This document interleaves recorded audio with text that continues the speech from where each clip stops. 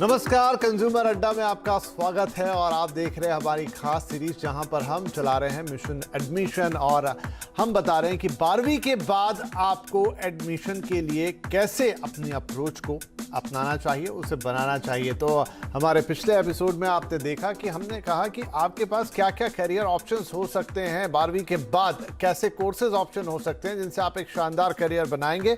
हमने अपने एक्सपर्ट से बातचीत की थी और हर तरह की स्ट्रीम्स में, चाहे वो साइंस हो, कॉमर्स हो, आर्ट्स हो, क्या क्या नए डेवलपमेंट हुए उनकी बात की थी। लेकिन हमने आपसे ये भी कहा था कि मंडे से वेडनेसडे तक हम आपके लिए एक इन डेप्थ एनालिसिस लाएंगे अलग अलग सीरीज का, और उसी हिस्से में, उसी क्रम में आज बात होने वाली है साइंस की कि 12th के बाद आपके पास साइंस के लिए किस तरह के अपॉर्चुनिटीज हैं, किस तरह के कोर्सेज हैं, कौन कौन सी अलग अलग स्ट्रीम है विद इन द स्ट्रीम, और कैसे आप इन पढ़ाइयों को, इन कोर्सेज को करके एक बेहतरीन करियर की शुरुआत कर सकते हैं। और हाँ, ये जो रेगुलर कोर्सेज होते हैं उनसे अलग हटके हम बातचीत करने जा रहे हैं। और एडमिशन का इस वक्त माहौल है, मौसम है, तो उसके लिए हम उम्मीद करते हैं कि हमारे दर्शकों को, हमारे बच्चों को खास तौर पर इससे काफ़ी मदद मिलेगी। तो कुछ खास मेहमान होंगे हमारे साथ, लेकिन जरा एक नज़र डालते हैं सबसे पहले कि साइंस स्ट्रीम में क्या कुछ नया हो रहा है, क्या चीज़ें हैं आपके पास जो आप कर सकते हो। तो देखिए, साइंस के साथ 12वीं के बाद आप क्या क्या कर सकते हैं। नैनो टेक्नोलॉजी नई चीज़ है,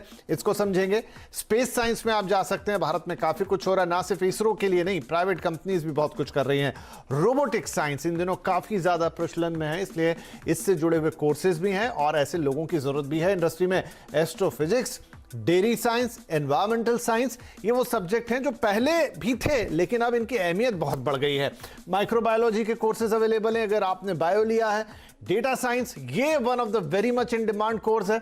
वाटर साइंस, ये भी एक नया कोर्स है जिससे करके आपको एक बेहतरीन नौकरी मिल सकती है। इसके अलावा फैशन डिजाइनिंग, आर्किटेक्चर, ये वो चीजें हैं जिसमें आपको कुछ और नए कोर्सेज देखने को मिलेंगे, अदर देन कि आप साइंस लेने के बाद या तो इंजीनियरिंग कर लें या फिर आप बीएससी कर लें। नहीं, ये वो कोर्सेज हैं जो आपको एक बेहतरीन नौकरी दिलाने का दमखम रखते हैं। तो चलिए आज के मेहमानों का स्वागत करते हैं, उनसे और बातचीत होगी। हमारे साथ कार्यक्रम में शामिल हो रहे हैं एमिटी यूनिवर्सिटी के director admission major general retired Bhaskar Chakraborty, IC3 institute की डायरेक्टर नेहा बहल और डायरेक्टर एडमिशन ग्लोबल के फाउंडर सागर श्रीवास्तव। आप सभी का बहुत बहुत स्वागत है। तो नेहा जी, हम आपसे शुरुआत करते हैं। अगर हम साइंस स्ट्रीम की बात करें तो किस तरह के ऑप्शन, अदर देन, जैसे मैंने शुरुआत में कहा कि हाँ, इंजीनियरिंग सब जानते हैं, बीएससी कर लेते हैं, एमएससी कर लेते हैं, उससे रिलेटेड दो चार कोर्सेज सबको पता है, लेकिन नया क्या है? थैंक यू सो मच, और मैं आपको धन्यवाद देना चाहूंगी, आपके चैनल को धन्यवाद देना चाहूंगी इस बातचीत की शुरुआत करने के लिए। जो हम एक भेड़चाल की बात करते हैं उससे अलग हटके ये कॉन्वर्जेशन है, क्योंकि अगर आप रिसर्च पढ़ेंगे, और मैं इंडिया स्पेसिफिक बात करती हूँ, 90% स्टूडेंट्स हमारे 8 या 10 करियर ऑप्शन से ज्यादा नहीं जानते, which in itself is a big deficit. मतलब उसको ही कवर करने के लिए हमें एजुकेशन लगेगी, काउंसलिंग लगेगी। और हम बात करते हैं इसमें स्टेम और स्टीम की, careers in STEM and STEAM. So इसको अगर मैं इलेबोरेट करूं तो ये साइंस, टेक्नोलॉजी, इंजीनियरिंग, मेडिसिन, और अब इसके अंदर हमने ऐड कर दिया आर्ट्स, जिसकी बात आपने भी करी। I will specifically talk about 2 और 3। मैं 2 या 3 के बारे में बात करती हूँ।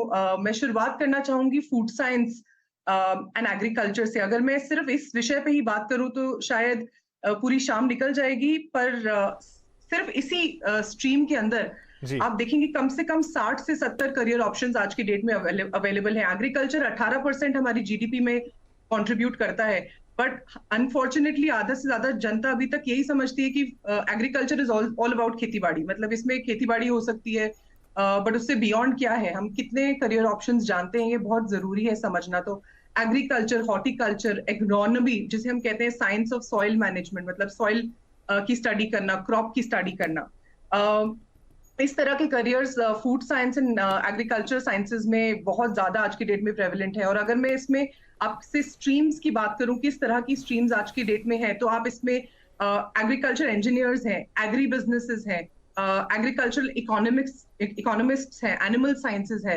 एग्रीकल्चर मैकेनिक्स है, एग्रीकल्चरल कम्युनिकेशंस है, और ईच स्ट्रीम, हर एक स्ट्रीम के अंदर कम से कम 9 से 10 करियर ऑप्शंस आज की डेट में अवेलेबल है, विच आर वेरी लुक्रेटिव और इतने इंटरेस्टिंग है कि मतलब उनके बारे में आप टीचर्स को भी आज की डेट में पूछेंगे तो आधे से ज्यादा टीचर्स जानते नहीं है, बट अगर मैं एक आपके सामने टर्म लूं तो शायद सुनी होगी, जैसे एक्वेटिक इकोलॉजिस्ट हमने सुना होगा, वाटर कंजर्वेशनलिस्ट हमने सुना होगा, हमने वीट साइंटिस्ट या सॉइल साइंटिस्ट सुना होगा, बट हमने इसके बारे में डीप स्टडी नहीं करी है, और ये बहुत जरूरी है। So this is one. The second thing that I want to talk about, जिसके बारे में आपने बात करी, वो है रोबोटिक्स या artificial intelligence for that matter of fact. और इसका क्या रोल है? धीरे धीरे हम देख रहे हैं कि टेक्नोलॉजी 60 से 70% जॉब्स को रिप्लेस कर रही है, जिसमें ह्यूमन इंटरवेंशन की अब जरूरत नहीं है। राइट। और आगे चल के ये बढ़ता ही जाएगा। तो आर्टिफिशियल इंटेलिजेंस किस तरीके की हुई? हमारे आसपास हम स्मार्ट मशीन्स देखते हैं, सिस्टम्स देखते हैं, जिनमें हम एबिलिटी डेवलप कर रहे हैं जो ह्यूमंस की तरह सोच सके, प्रोसेस कर सके इंफॉर्मेशन। सिरी के बारे में सबने सुना है, अलेक्सा के बारे में सबने सुना है। These are some examples of machine learning and these are great careers.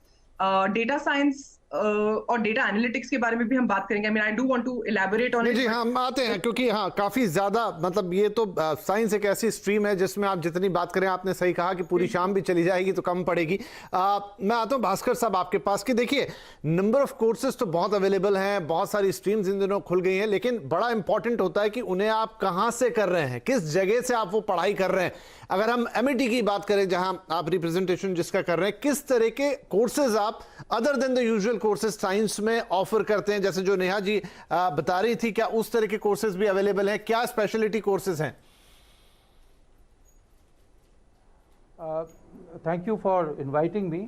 तो एमिटी जो है एक यूनिक ऑर्गेनाइजेशन है and it has kept step with the times. आप अगर देखिए कि रिसेंटली NEP 2020 अनाउंस हुआ था और उसमें हमें NEP 2020 जब अनाउंस हुआ तो we were pioneer in implementing NEP 2020 Amity. जैसे last year itself we had introduced this 4 years research honors research program, and this year we have added more number of programs into the same. So presently, now that class 12th exam results are out, so the two predominant thoughts which are occupying students' mind at this stage are what to study and where. So इसके कुछ पहलू हैं, लेकिन since this is course specific program, I will dwell on the program. So Amity में we have launched lot of new age programs like BTech Artificial Intelligence, then BTech Internet of Things, उसके बाद blockchain, and then BTech Data Science, then robotics, mechatronics, ये सब programme है। तो इसके अलावा भास्कर साहब, सॉरी मैं आपको बीच में, तो आपने कहा कि बीटेक आप इंटरनेट ऑफ थिंग्स में करा रहे हैं, आर्टिफिशियल इंटेलिजेंस में करा रहे हैं, डेटा साइंस में करा रहे हैं। अब एडमिशन किस आधार पे? क्या 12वीं के मार्क्स, या इसके लिए आप कुछ अपना एंट्रेंस टेस्ट लेते हैं, या किसी दूसरे एंट्रेंस टेस्ट के नंबर से यहां पर आ सकता है कोई? हमारा जो एक सिस्टम है, see from COVID time only we had developed a different system so that this people could attempt this selection process right from the comfort of their home. तो हमारे सिस्टम में क्या है, बेसिकली ये जो प्रोग्राम्स के नाम बताया, ये सब बीटेक प्रोग्राम्स हैं और ये क्लास 12 के बाद हो सकता है। और उसमें हम स्टूडेंट्स को 3 वीडियो अपलोड करने के लिए कहते हैं। ओके। सो पहला वीडियो जो होता है that is of introductory nature, जिसमें स्टूडेंट अपने आप को इंट्रोड्यूस करता है। And second question is related to English language skill, क्योंकि मीडियम ऑफ इंस्ट्रक्शन इंग्लिश है, तो इसीलिए they are required to speak on a particular topic extempore. So it could be let's say India of my dreams और digital India और hobby, whatever it is. So some such impromptu topic is given, and the third question is subject specific.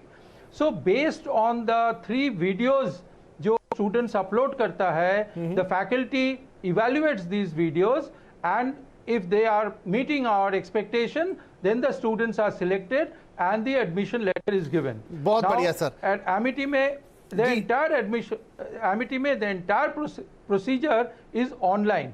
So okay.